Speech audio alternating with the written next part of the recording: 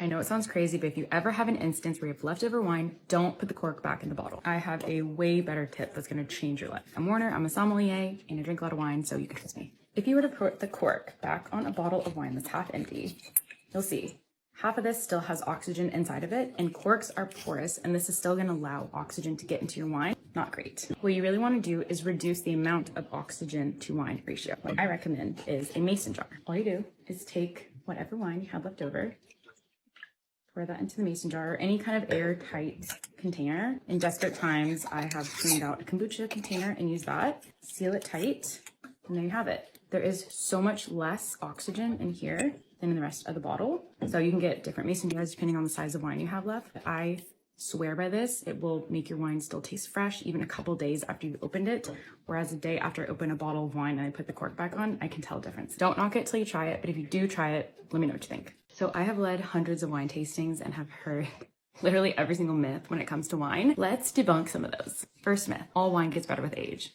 Not true. I'm Warner, a snob-free sommelier, here to help you feel more confident about wine. About 90% of wine that you buy is actually ready to drink now. Less than 1% of wine is actually meant to be aged long-term, i.e. 10 or so years. I can go into more detail about what those kind of wines are that are age-worthy, but for the most part, wines that you're just buying from the grocery store are not meant to age, and you should open those up and drink them now. Especially if it's a white wine or a rosé, you generally should not be trying to age those. So looks like you've got some wine to drink.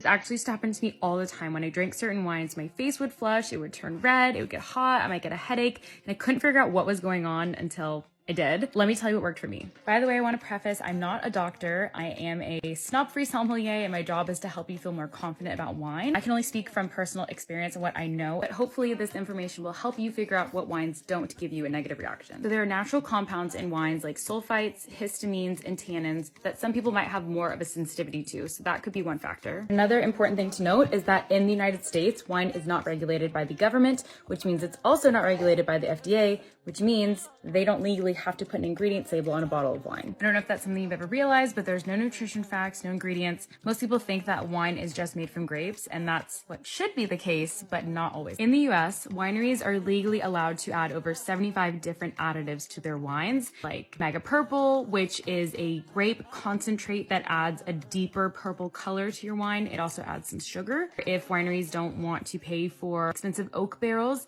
they could add things like oak chips, oak powder, egg whites, there's fish bladder. Basically, there's a ton of different things that could be in your wine that you could have a sensitivity to, but you won't know because no ingredients label. On the other hand, wine is regulated by the government in most European countries like France, Italy, and Spain.